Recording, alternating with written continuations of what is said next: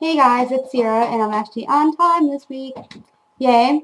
But today I'm going to do an interview with my dad, because I got off the bus at his house. See, you've never seen it before, and look at that. But first I want to show you my awesome shirt that I had to wear for a music video for my boyfriend's friend making a music video, and this is the shirt I got.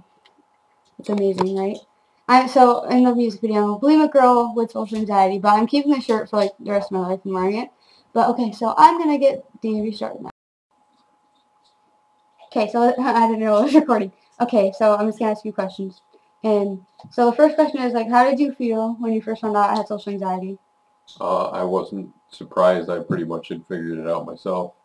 Yeah. So it wasn't something that was unexpected.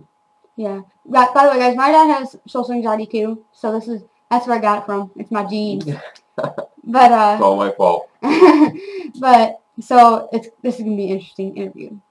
Edit this afterwards? Yeah, I added it. But okay, so what's one thing that's hard for people with social anxiety? It's not just me, because a lot of people have it, but since you have it too, what's one thing that's hard?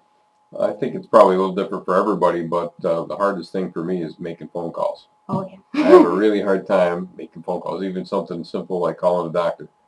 I'll have to just about be on my deathbed before I call a doctor and make an appointment. So anything to do with making phone calls, I really struggle with. He's serious. When his appendix ruptured, he went to work for 3 days with a ruptured appendix before he went to the hospital. Actually, I went to the doctors one day, and they told me that I probably just had some kind of stomach thing, and gave me some antibiotics. Huh. And then I went back to work, and then went to the hospital that night. Huh. That's crazy. Okay, so like, what tends to help when your anxiety is like going in a situation? What tends to help that?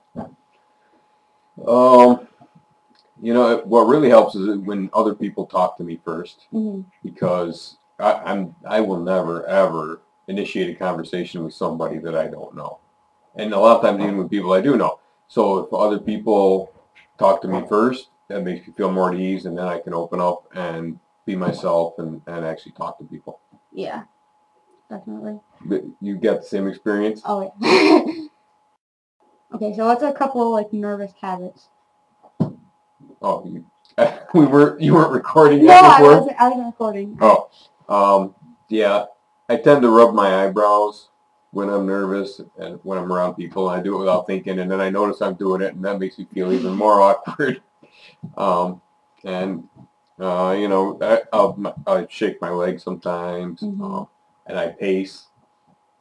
I don't know. I can't think of anything else. Yeah, it's hard to think about it. I look blue. I look like a Smurf. A Smurf? You do have kind of a blue tinge thing going on. It must be the light. Okay, so it's probably the hardest one. What's the hardest thing about having a child with social anxiety?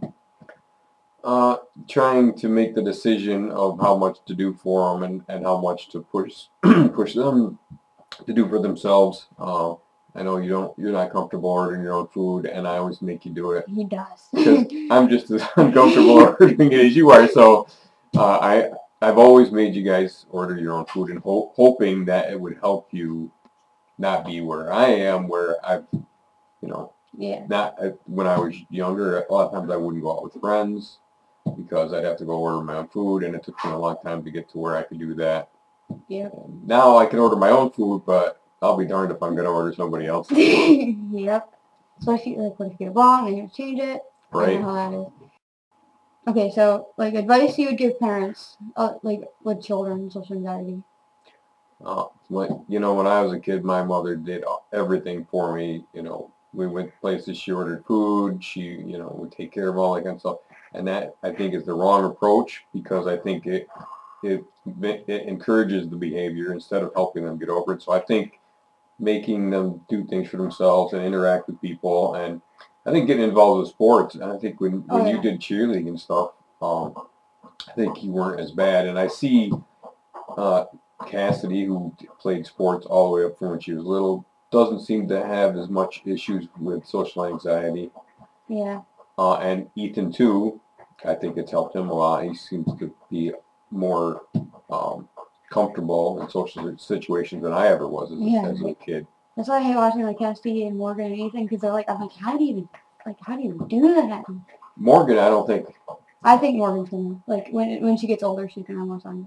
Think so? I think, I don't think she's gonna. I think it may have skipped her. I think she may have lucked out and not gotten it.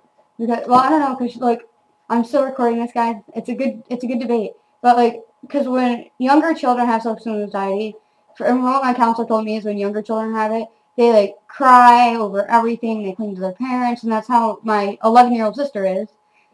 She clings to my mom and she cries for everything. But that's what kids do, but yeah. So I don't know. We're gonna see if she ends up with it. It's a big debate and stuff. But definitely the biggest thing is definitely don't do everything for your child, because like they're gonna be like, oh, it's okay, I can still have my social anxiety, and they're just gonna do everything for me, you know. But when they go to college, you're not, especially if they go to a far away college or something, you know, they get into such a good college and go away, you're not there to do everything for them. And the second biggest thing ever is believe your kid, because I cannot tell you how many times my mom has told me, like, oh, your anxiety is in your head, and that is the worst feeling in the world. So, like, definitely, if your child says that they think they have social anxiety, take it seriously. I think I said that in my other video too, with my mom. But that's it, and this video is going to be like 1,000,000 minutes long, but it's all good, because you guys told me that you wanted to hear more from my mom when I did it, so yeah, this one's longer. But thank you all for support, and yeah, wait, I'm not done yet. I'm going to show you my kitty. Hold on, because he's the prettiest cat in the world. Okay, isn't he cute? He's a Bengal. They're not really wild animals, so he's got the coolest markings ever. Okay, but he's so cute. That's Elvis, but okay, that's it. You can't even see me. He wants to get down. Thanks for the support. He's camera shy. Yeah. Bye, guys.